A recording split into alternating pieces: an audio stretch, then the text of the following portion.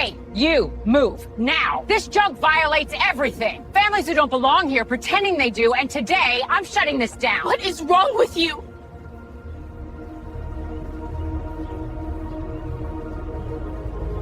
David didn't shout. He didn't move. He just stood there and swallowed it, because he could feel this was only the beginning. It all happened in the span of a breath. Carol marched across the driveway with the force of a storm no one invited, shoving a bright notice into David's chest before he even understood what was happening. She brushed past him like he didn't exist, criticizing the swing set, the yard, the family, loudly enough for every neighbor to hear. Sarah stepped onto the porch in disbelief as Carol declared that their very presence in the neighborhood was a problem. David stood frozen, anger rising, while Carol stood there smirking, certain she'd won the opening round. And in that smirk lived a truth no one was prepared to face. Something far deeper than a neighborly dispute was unfolding. Before we jump into today's content, make sure to give this video a thumbs up, subscribe if you haven't already, and drop a comment letting me know where you're tuning in from. Now, let's get started. The swing set attack was only the opening shot. Carol had been waiting for a reason, any reason, to go after the Harris family. Within days, the next violation arrived. Their mailbox was half an inch too low. Fine, $75. Then a notice targeting Sarah's bright wildflower bed, calling it non-compliant vegetation. Fine, $100. Then another claiming their garbage cans were visible for too long. It was harassment disguised as procedure. David kept trying to de-escalate. He repainted the cheerful yellow slide to a dull beige. He fixed the mailbox.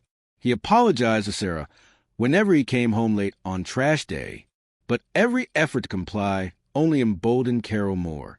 Neighbors pretended not to see it happening, but some glanced away too quickly when Carol's white SUV crawled past the Harris home. The kids felt it too.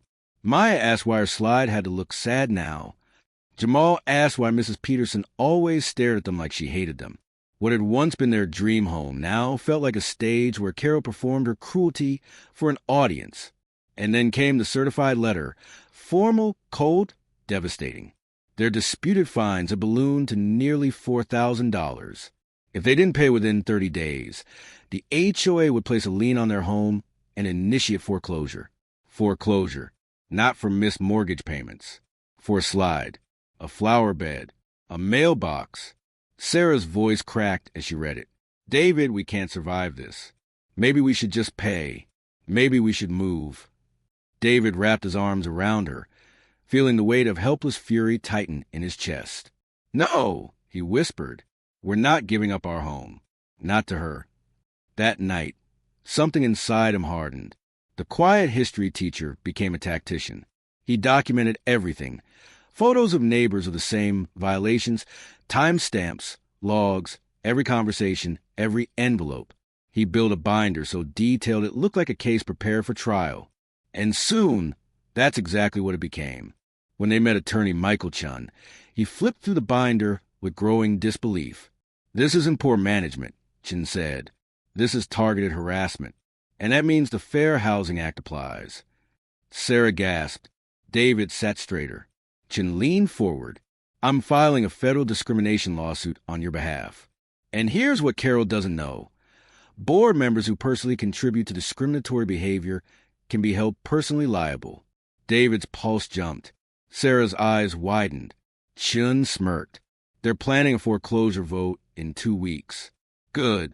We want that meeting. Let Carol put on her show. Let her think she's already won. And then, in front of everyone, he tapped the lawsuit folder. We end the performance. Sarah nodded slowly, breathing out. So this isn't just defense. No, Chun replied. This is a counterstrike. David looked at his binder, the work of sleepless nights, quiet rage, determination, the beginning of justice. But as the meeting night approached, none of them realized just how violently the balance of power in Willow Creek was about to flip. The night of the HOA meeting arrived like the final act of a slow-burning thriller. Word spread through Willow Creek, and residents filed into the community clubhouse with the kind of anticipation people usually reserve for courtroom dramas and election nights. Whispers floated in the air. tight and uneasy, as folding chairs scraped against the floor. David and Sarah Harris entered quietly, flanked by attorney Michael Chun. They didn't look angry. They looked ready. Ready in a way only people who have been pushed too far can look. Across the room, Carol Peterson sat at the head table, chin lifted, shoulders square, her expression thin and triumphant. Her gavel rested in front of her like a scepter. The room fell silent when she tapped the microphone. "We'll begin shortly," she said, scanning the crowd with a smug confidence that showed she still believed she controlled this room, this moment, and these people. David felt Sarah squeeze his hand. He could feel her pulse, fast, nervous, but there was something steely beneath it. This wasn't fear anymore. It was readiness. Carol cleared her throat dramatically. Let's move to the primary matter on tonight's agenda. The ongoing violations committed by the residents of Lot 114. A collective shift rippled through the crowd. Carol began listing every petty fine with exaggerated precision. Unapproved vegetation, trash invisibility, mailbox height inconsistencies, repeated disregard for guidelines. Her voice dripped with false patience. We've exhausted every lenient measure we have, and unfortunately, the homeowners have refused to comply. Sarah's breath hitched. David leaned slightly closer, grounding her. Carol continued. I present to the board the recommendation to proceed with foreclosure measures in accordance with the HOA bylaws. A few people gasped. One elderly neighbor shook her head, whispering, "Foreclosure? Over flowers?" Carol lifted the gavel, preparing to strike. All in fave. Point of order, Madam President. Michael Chen's voice cut through the room like a blade drawn across metal. Carol froze mid-swing, eyes narrowing. Sir, this is a homeowners meeting. You are not a member. You are not permitted to address this board. Chen smiled calmly, stepping forward. Actually, given what was filed in federal court this morning, I believe everyone here will want to hear what I have to say. A murmur rose instantly. Carol's face paled just enough to betray her confidence. Chen held up a thick stack of documents. As of 9:15 a.m., my clients, David and Sarah Harris, have filed a federal lawsuit against Willow Creek Estates Homeowners Association and against you personally, Mrs. Peterson. The room erupted into shock. Someone muttered, "Personally? Can she do that?" Chun continued, addressing the room with the clarity of a practiced storyteller. This lawsuit outlines a systematic campaign of harassment and discriminatory enforcement. We have extensive documentation, photos, logs, timestamps, witness statements, showing blatant targeting. Carol's mouth tightened, as if the muscles in her jaw were preparing for impact. Chin stepped closer to the board. Under the Fair Housing Act, discrimination based on race is not only illegal, it carries severe financial consequences. And since Mrs. Peterson directly initiated and escalated these violations, she is named personally in the lawsuit. Gasps echoed. A board member shifted uncomfortably in her seat. Another lowered his gaze to the table. Carol forced out a shaky laugh. This is absurd. You think you can intimidate the board with theatrics? Chun responded with absolute calm. Intimidation? No, this is accountability. He placed the lawsuit copies on the table with deliberate precision. These documents have already been received by the court. A federal investigation will follow. And should this board proceed with foreclosure today, that action will be used as evidence of retaliatory motive, further strengthening our case. David watched Carol as the truth settled into her eyes, slow at first, then devastatingly fast. Her authority was slipping through her fingers like sand. A resident in the back spoke up. Carol, is this true? Did you really do all this? Carol stiffened. This is all fabricated. They broke the rules. Chin raised an eyebrow. Did they? He clicked a remote, projecting a slideshow of photos onto the clubhouse wall. Pictures of neighbors with wildflower beds, swing sets in bright colors, mailboxes at the same height, trash cans in plain sight, all untouched, all unpunished. Whispers swelled. Residents turned to one another with heavy expressions, some angry, some disappointed, some simply shocked that the neighborhood's self-appointed enforcer had been exposed as a liar. Sarah placed a hand over her mouth, her eyes glistening, not with fear but with vindication. Chen's voice dropped lower, sharper. Mrs. Peterson, the damages sought include emotional distress, punitive penalties, and attorney fees. And since federal law allows for personal liability, you may be responsible for these damages out of your own assets. Carol's breath faltered. The gavel slipped from her fingers and hit the table with a hollow clatter. No one moved to pick it up. For the first time, her confidence cracked completely. The clubhouse had turned, not toward chaos, but toward justice. And David felt the shift. Not a small one, a seismic one. The room, once controlled by Carol's fear, now pulsed with something else. Truth finally catching up. Chen stepped back beside David and whispered, "This is only the beginning." But as the panic spread across Carol's face, no one realized the fallout from this moment would soon tear the entire HOA wide open. The fallout began the moment the meeting adjourned. Residents didn't rush out. They swarmed into small clusters, whispering, debating, questioning everything they once believed about Willow Creek's leadership. Carol Peterson tried to slip away, but too many eyes followed her.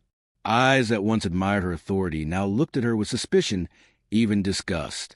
David and Sarah walked out slowly with Attorney Chun. People stepped aside, not out of fear, but out of respect. Neighbors they barely knew murmured quiet apologies. Some embarrassed they hadn't spoken up sooner. Others stunned they had unknowingly watched a family endure silent harassment. Outside, the cool night air met them like a long-overdue exhale. Sarah leaned against David, relief mixing with exhaustion.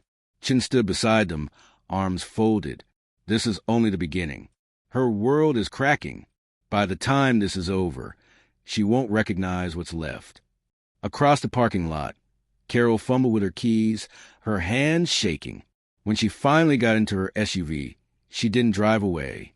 She sat there, staring at the steering wheel, breathing heavily. The weight of what she'd done and what was coming pressed down on her like a collapsing roof. Meanwhile, the Harris home felt different that night. Not peaceful, not restored, but alive with a sense of control returning. David placed a lawsuit copy on the dining table, smoothing the pages like a battle plan. Sarah watched him, her voice soft. "Do you think she'll fight back?" David met her gaze. "People like Carol don't just fold. She'll try something. But now we're prepared." And he was right. The next morning, social media pages for the Willow Creek community lit up with rumors. Some posts defended Carol. Others called for her resignation. Many demanded transparency from the HOA, something the old board had avoided for years. Screenshots of Chen's slideshows circulated, exposing violations everywhere except the Harris home.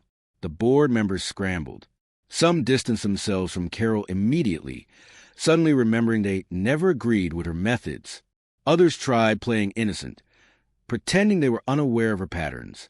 But the lawsuit named the HOA as a whole, and panic tightened its grip on every board member who had ever signed a notice without questioning her motives. Carol, instead of lying low, tried to regain control. She went door to door, her white blazer crisp, her smile forced. "Don't believe everything you heard," she insisted to residents. "They're exaggerating, twisting things, trying to make me look like the villain." But people weren't convinced. Not anymore. One neighbor shut their door before she even finished. Another said politely, "I think you've done enough." And another, an elderly woman who'd lived there as long as Carol, looked her dead in the eye and said, "I warned you years ago your attitude would cost you. Now look." Carol's veneer cracked. She hurried away, her steps sharp and uneven. At the Harris home, David received an email from the HOA's insurance company requesting a meeting. Chun smirked when he saw it. "They're scrambling." "Good. It means they know your case is strong." Sarah felt nerves coil in her stomach. "So what happens now?" Chun sat at the kitchen table, tapping his finger thoughtfully. "Now, discovery phase. We get access to internal emails, messages, meeting minutes, everything. And if Carol wrote anything discriminatory, threatening, or biased, it becomes evidence." David exhaled slowly. "She definitely wrote something." "Oh, I'm counting on it," Chin replied. Over the next week, tension in Willow Creek climbed like thunder in a summer storm. The HOA board held emergency meetings behind closed doors. Residents demanded Carol step down immediately. Anonymous letters appeared in mailboxes calling for complete board overhaul. The once pristine community was cracking at its foundations, revealing truths long hidden under manicured lawns. Meanwhile, the Harris family began receiving quiet, supportive gestures. A neighbor brought cookies for the kids. Another offered lawn tools. Someone anonymously repainted the faded beige swing slide back to a soft, cheerful yellow, just bright enough to make Maya smile again. But beneath the kindness, something darker stirred. One evening, David stepped outside and found a fresh violation notice taped to his door. The HOA wasn't issuing them. Carol was. Alone. Unauthorized. Her signature scrawled angrily across the bottom. Sarah's voice trembled as she read it. "She's losing it, David." Chun, after seeing a photo, nodded grimly. "This is good for us legally, but dangerous for you personally." David frowned. "Dangerous how?" Chun looked him dead in the eyes. "Because when a person like Carol starts losing power, she stops following rules. And that's when things can escalate." A cold breeze rushed through the trees, sending a rustle across the yard. And in that moment, David realized something chilling. Carol was no longer fighting for rules or order. She was fighting for survival. And a desperate opponent is the most unpredictable kind of all. The next morning, Willow Creek felt different. The usual calm, manicured charm had been replaced by quiet tension, the kind that settles over a neighborhood when everyone knows something is spiraling out of control. Cars slowed near the Harris home. People stared a little longer. Conversations paused when David or Sarah stepped outside. Everyone felt the storm coming, but no one knew what shape it would take. Inside their living room, David spread out documents while attorney Michael Chin sat across from him. Chin was calm, but his eyes were sharp, calculating, anticipating. "The HOA is rattled," he said. "Their insurance representatives want to negotiate before this goes to trial. That means leverage is shifting in your favor." Sarah crossed her arms, still uneasy. "But if we win, what happens to the board?" Chin shrugged lightly. "That depends on what we find in discovery. If there's proof of discriminatory intent, the board could be dissolved. Policies could change. And Carol," his voice tightened, "Carol could lose much more than a title."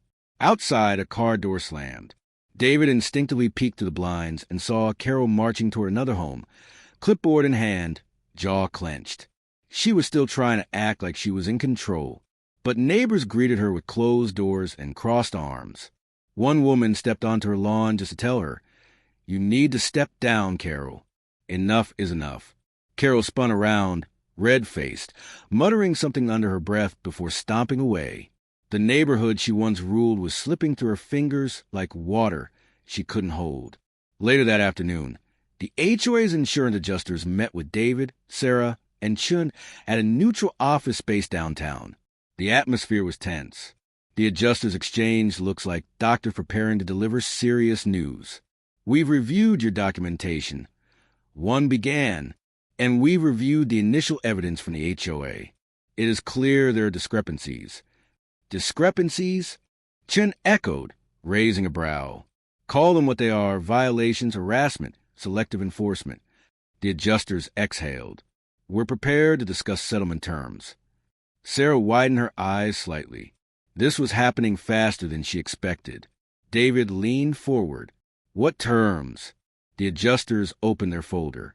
"Financial compensation, removal of the lien threat, and a temporary suspension of all board authority until restructuring." Chin didn't blink. "No deal." The room tensed. David and Sarah exchanged a shocked glance. The adjusters stiffened. "Mr. Chun, may we ask why?" Chun clasped his hands together. "Because this settlement protects the HOA more than the family they harmed. It does not remove Carol permanently. It does not correct the culture that allowed this behavior. And it does not address emotional distress or punitive damages." Silence. "We're not interested in quick Band-Aids," Chin continued. "We want accountability." The adjusters hesitated, realizing the Harris family wasn't there to negotiate out of fear. They were there to change the system. As they left the meeting, Sarah felt a strange mix of dread and power. Are we really taking this all the way? She whispered. Chin nodded. This case could force a full leadership overhaul. But be prepared. Carol will panic. And when people panic, they make reckless moves. He wasn't wrong. That evening, a neighbor hurried toward the Harris home, waving her phone. David, you need to see this. She showed him a community forum post written by Carol under a fake-sounding username. The post accused the Harris family of lying, fabricating evidence, and attempting to extort the HOA. The replies, however, weren't sympathy. They were fury. One resident wrote, "Whoever posted this needs to stop. We all saw the slideshow." Another, "The Harises have been nothing but respectful. This is harassment." A third, "If this is Carol, she should resign immediately." Sarah took the phone slowly. She's losing control of the narrative. David nodded, and she knows it. That night, the Harris family went to bed with a heavy quietness in the house. But the unease didn't stay quiet for long. Around 2 a.m., a noise echoed outside, a clatter, sharp and unexpected. David sat up instantly. Sarah stirred. What was that? David moved to the window, lifting the blinds just an inch. The porch light flickered, casting an eerie glow across the yard. Someone was out there. A shadowy figure moved along the side of the house. Crouching near the garden Sarah worked so hard to build. David's heart pounded. He reached for his phone and snapped a photo, zooming in. The figure turned slightly, just enough for the porch light to catch the edge of blonde hair. Sarah gasped. "David, is that—" He didn't answer. He didn't need to. It was her. Carol Peterson was creeping around their property in the dead of night. David's chest tightened, not with fear, but with a cold realization. The woman who once hid behind rule books was now willing to break every rule she ever enforced. David didn't move at first. He stood frozen at the window, watching Carol crouch near the garden like a trespasser from a bad thriller. Her movements were frantic, unsteady, almost animalistic. She wasn't taking pictures. She wasn't documenting anything. She was ripping up Sarah's flowers, pulling them from the soil with shaking hands. Sarah covered her mouth to keep from crying out. She's destroying it.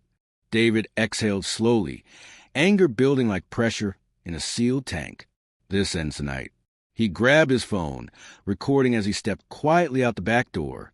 His heart pounded, but his steps were controlled. Through the darkness, the camera captured Carol yanking out another cluster of flowers before stumbling backward, breathing hard. "Carol."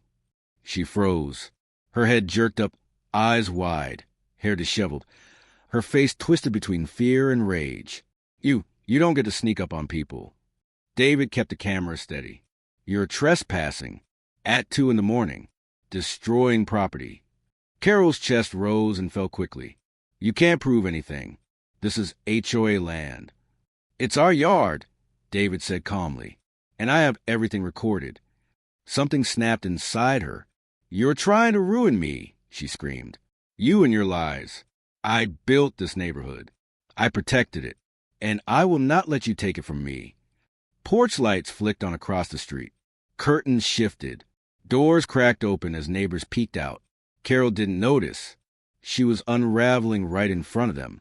Sarah stepped out, voice trembling but firm. "Carol, you need help.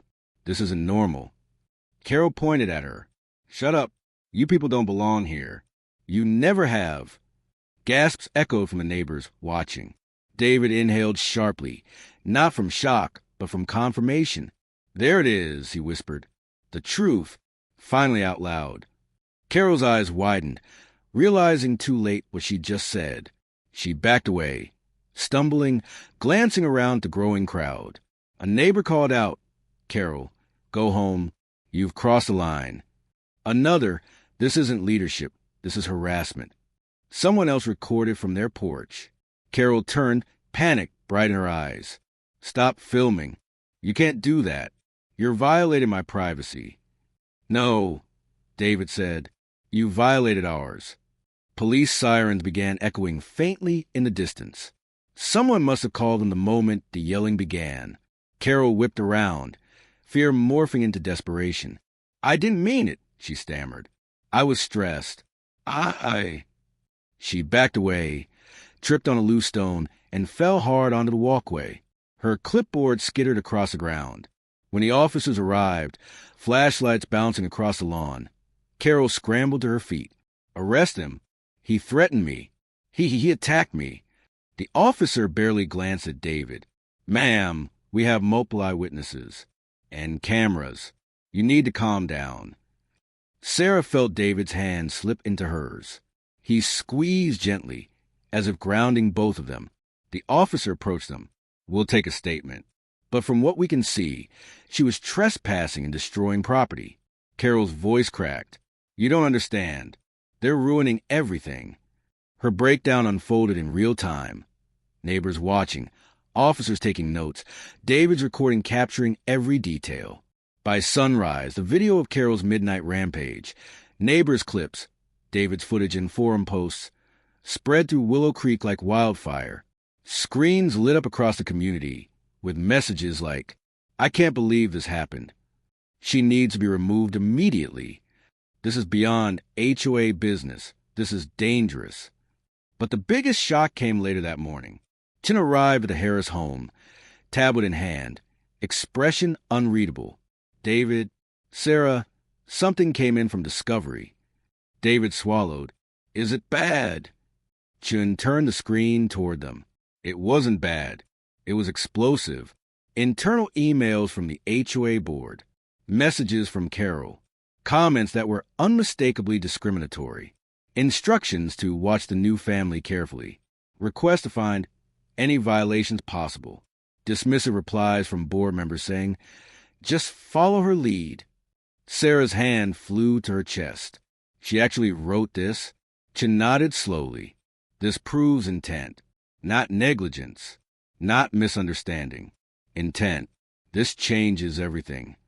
David stared at the screen, feeling a sensation he hadn't felt since the ordeal began. Power. Real, undeniable power. Chin leaned back.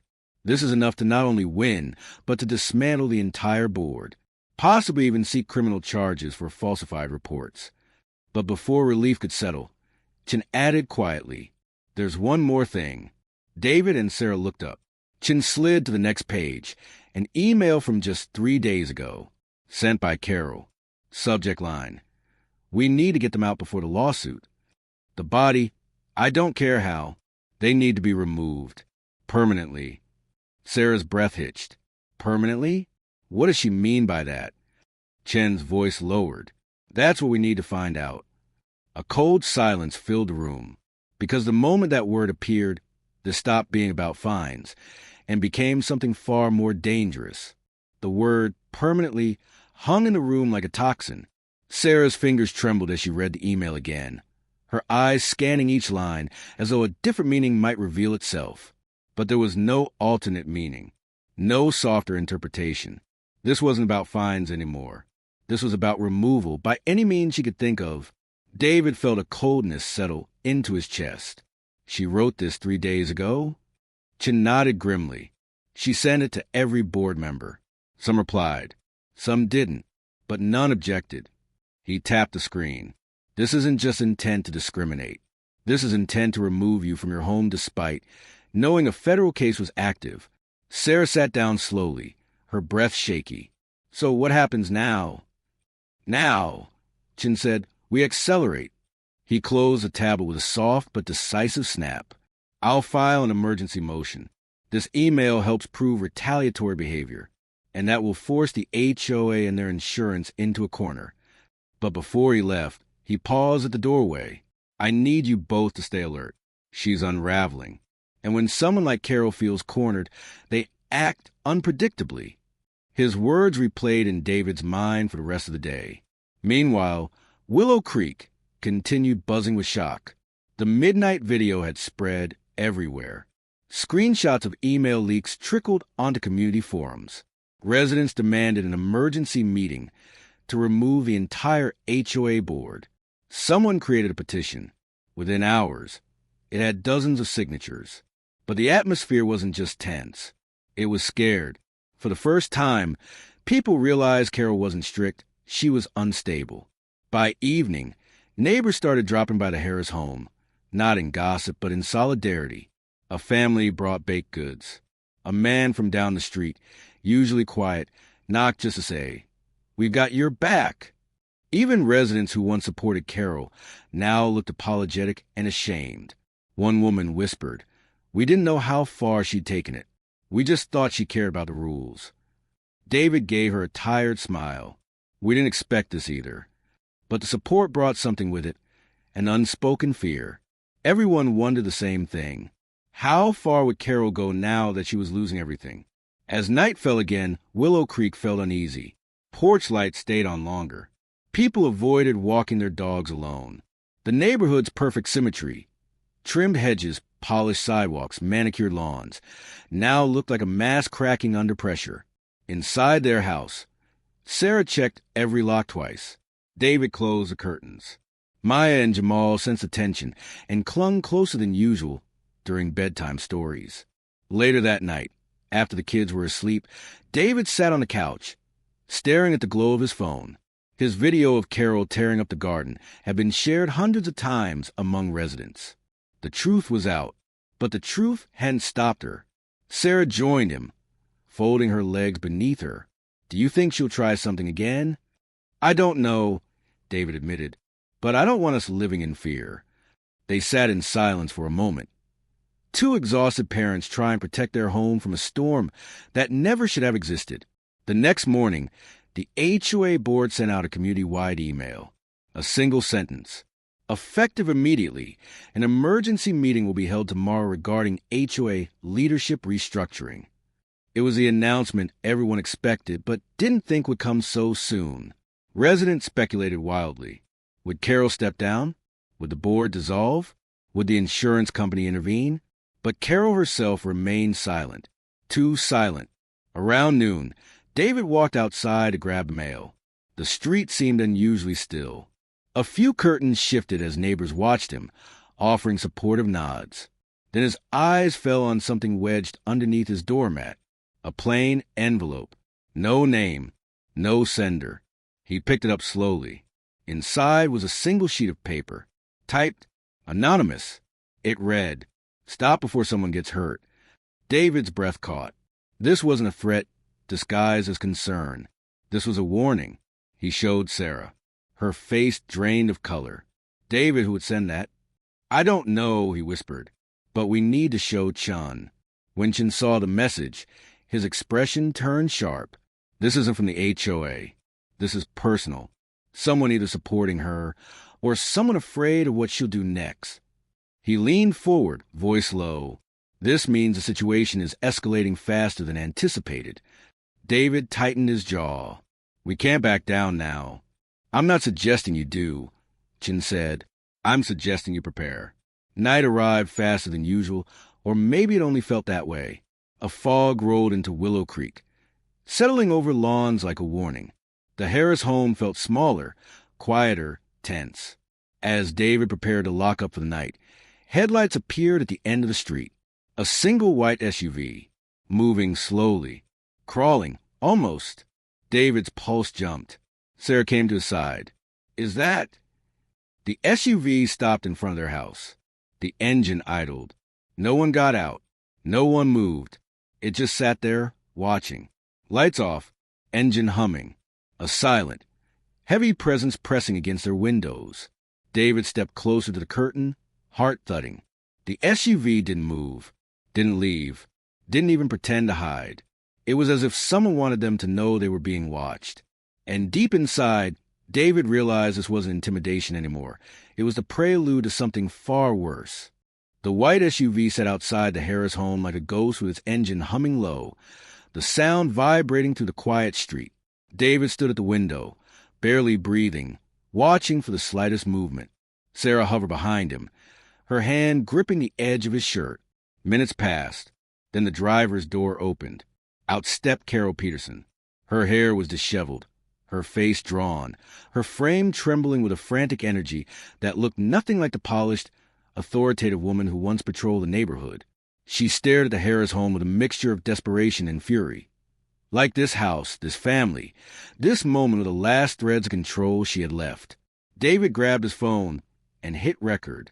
Carol took a step forward, then another, then stopped halfway up their walkway. Her shoulders rose and fell sharply, her breath visible in the cold fog. Her voice cracked as she called out, "You ruined me. You ruined everything." Lights snapped on across the street. Neighbors stepped onto porches, phones in hand. Carol whipped her head toward them. "Stop filming me. Stop it." But they didn't. One neighbor shouted, "Go home, Carol. You've done enough." Another, "Leave that family alone." The spell of fear that once kept Willow Creek quiet had shattered. Carol's eyes darted wildly. She turned back toward the Harris home, pointing at David. "You think you've won? You think this is over?" David didn't flinch. "Go home, Carol." The words broke her. She lunged forward, not far, not fast, but enough for the neighbors to gasp. Enough for every camera to catch it. Enough for the police, already on high alert after the prior night's incident, to arrive within minutes and place her under emergency evaluation. As they guided her away, she screamed through tears, "This is MY neighborhood. Mine." And for the first time, no one believed her. The next day, the emergency HOA meeting filled the clubhouse to capacity. Residents spoke with voices that trembled from holding back years of fear, frustration, and intimidation. Stories poured out, secret fines, late-night confrontations, threats disguised as corrections. Carol's reign had been far wider, far deeper than anyone realized. The board dissolved itself by unanimous vote. By the end of the week, the HOA's insurance company offered a full settlement. Financial compensation for the Harris family, removal of the lien threat, legal fees paid, and mandatory anti-discrimination training for all future board members. But that wasn't all. Carol Peterson, stripped of authority, facing personal liability, and formally barred from any HOA leadership role ever again, was forced to sell her home to cover the damages. Her white SUV disappeared from Willow Creek the same day. The Harris family finally exhaled. Weeks later, Sarah stood in the sunshine, hands buried in the soil of a new community garden, built on the once-neglected lot that Carol had ignored for years. Neighbors gathered, laughing, planting, rebuilding what had been broken. Children ran past with bright shovels. Maya's cheerful yellow slide, restored and repainted by caring neighbors, gleamed in the distance. David watched Sarah work, pride swelling in his chest. "Looks like Willow Creek is finally becoming what was supposed to be." Sarah smiled softly. A place where everyone belongs. Their victory wasn't loud. It wasn't petty. It wasn't a mirror of Carol's cruelty. It was justice, quiet, powerful, and permanent. And perhaps the sweetest part? The neighborhood didn't just change its leadership. It changed its heart. Because the Harris family didn't win by shouting the loudest. They won by standing their ground, by knowing their rights, by refusing to let prejudice define their home. And in doing so, they changed Willow Creek forever. Thank you for watching this incredible journey of justice, courage, and community transformation. The Harris family's journey shows that the strongest foundations are built on justice and equality. Their story is a powerful reminder to stand your ground, to do your research, and to never let a bully make you feel like you don't belong in your own home. Drop a comment below and tell us where you're tuning in from. If you enjoyed today's story, smash that like button, subscribe, and hit the notification bell so you never miss another heart-pounding cinematic tale from Black Justice Tales. Here's a quick question for you. Would you have fought back like the Harris family or taken a different path? Share your thoughts. Your perspective might inspire someone else watching right now. And remember, standing up for what's right doesn't always start with big battles. Sometimes it begins with one brave decision to say, "Enough